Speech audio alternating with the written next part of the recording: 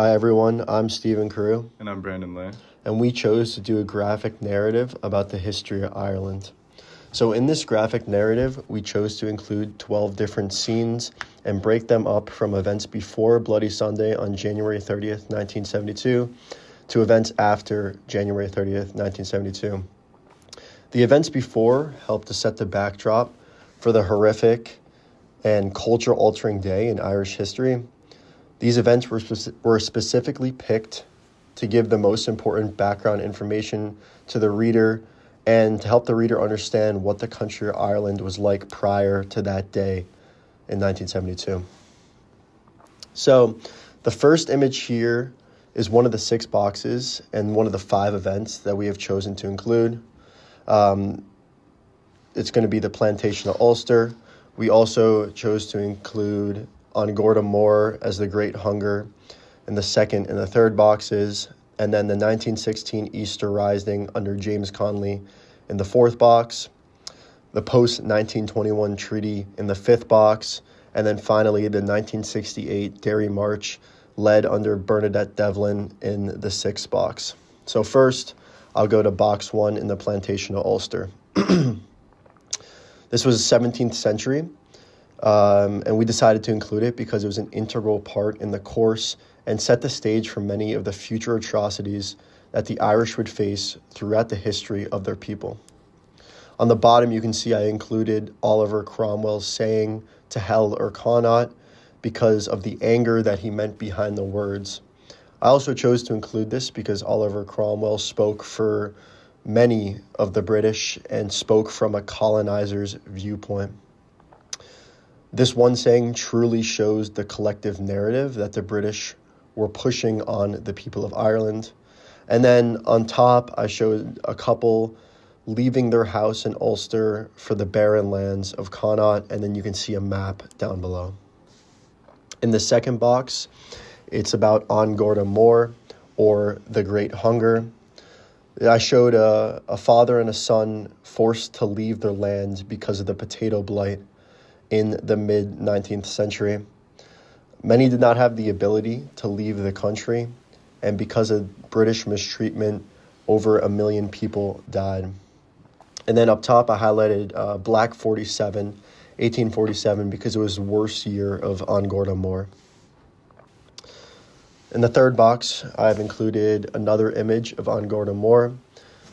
This is really showing the effects of An Garda Mór. I use this box to highlight the extent to which people were affected by the Great Hunger.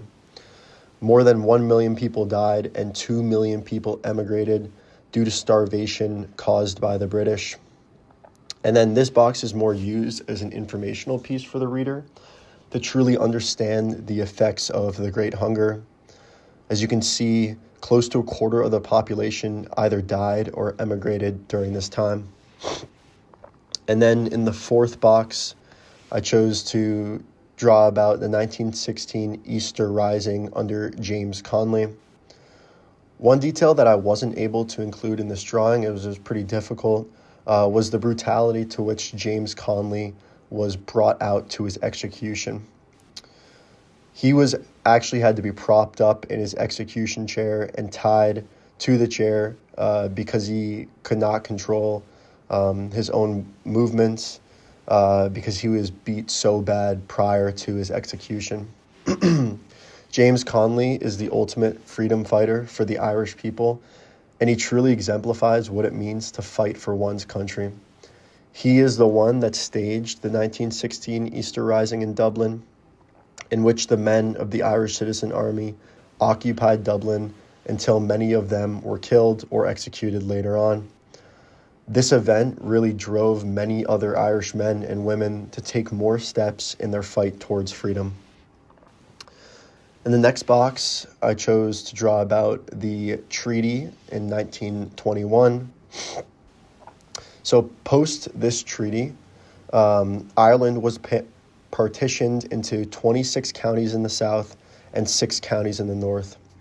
This really divided the entire country. Many in the South said, let's take what we can get and look to put an end to the fighting. These people would eventually become the provisional government. But others would not take what the British would give them.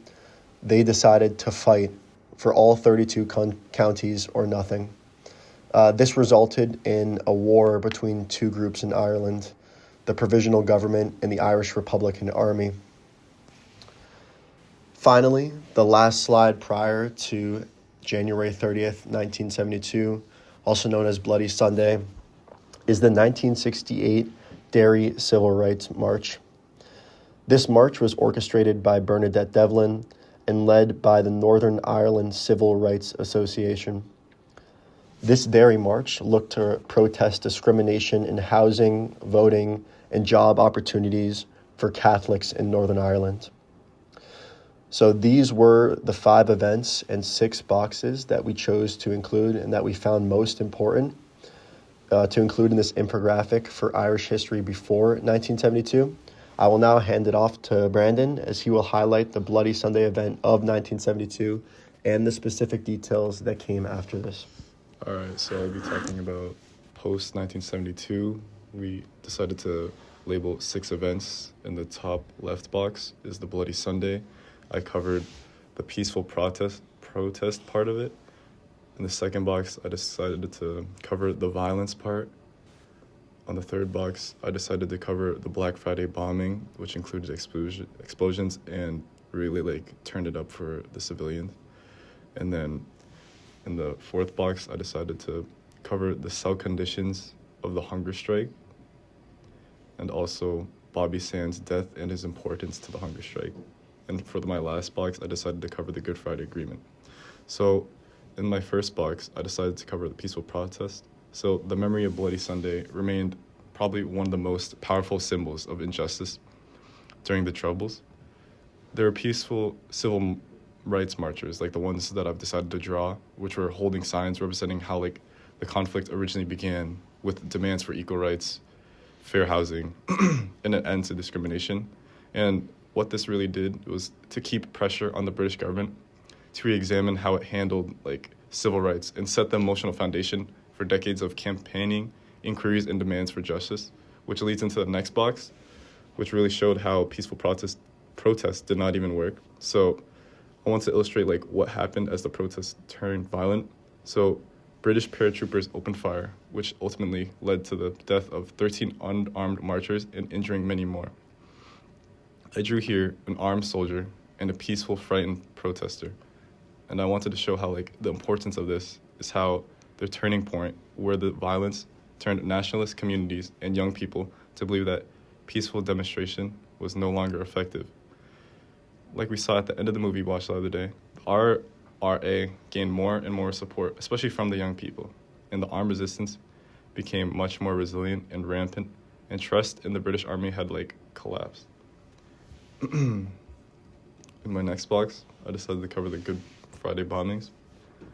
This event is particularly important because obviously it's one of the biggest and most chaotic days of the Troubles, where the IRA set off more than 20 bombs around Belfast. And in my drawing, I decided to include a car, an explosion in the background, as well as buildings burning down. And the city was thrown into complete panic, which was shown through the minifigures, or civilians running away. So this was not only a symbol because civilians, the little stick figures, were caught between both sides of the conflict. The bombings caused public outrage and showed how this conflict was spiraling for beyond simply political protest, where it made the compromise between unionist communities and the British government even harder. My drawing of the burning street and figures captures how dangerous it was in everyday life, where bombing could be set off anytime. For my next slide, which was the hunger strike of the cell conditions, I want to illustrate how harsh the conditions were inside the prison. Although it's just a guy looking frail and sad in a cell, it's because it's pretty hard to draw all the details. I want to show the importance of how after 1976, the Republican prisoners were treated as criminals instead of political prisoners, which led them to refusing to wear any uniforms and do any work. So the conditions inside of the cells became inhumane, where the cells were filthy, prisoners were beaten and had zero to no privilege. And I captured, or at least tried to capture, that isolation and weakness in my drawing. After 1972, the struggle inside the prisons turned into another way to show political protest through hunger strikes.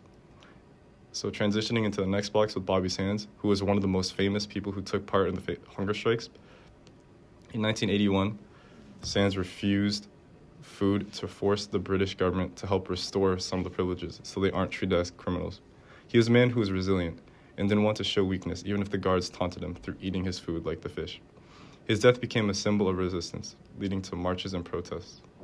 In the drawing, I wanted to quote, "Nothing really mattered except remaining unbroken," which really expressed how Bobby was willing to endure all that pain and isolation as long as they held their identity of political activists rather than criminals. By remaining unbroken, Sands was declaring that their spirit and willpower were stronger than the system trying to crush them. The Good Friday Agreement of 1998, which in my drawing is like just a piece of paper and a bunch of scribbles that were supposed to be signatures. This document signifies the end of decades of violence and the setup of shared government where both nationalists and unionists had power. This kind of event that built up to this moment, which included Bloody Sunday, Black Friday, the hunger strikes, led to this turning point where Northern Ireland began moving away from the conflict and towards peace. The importance of a power-sharing government where there would be joint assembly and guaranteed representation. And for my last box, which was the Armalite and ballot box, this was basically in Ireland before the Good Friday Agreement. The IRA adopted an Armalite and ballot box strategy. So what this meant was that Sinn would contest elections in the north of Ireland, meaning that they would put someone up for election. Meanwhile, the IRA looked to continue pressure on the United Kingdom through an armed strategy represented by the gun, which is the Armalite. Thank you. Thank you for your time, everyone. These were the events that we chose to include for pre-1972 Irish history and post-1972 Irish history. Thank you for your time in listening to this recording and viewing our graphic novel.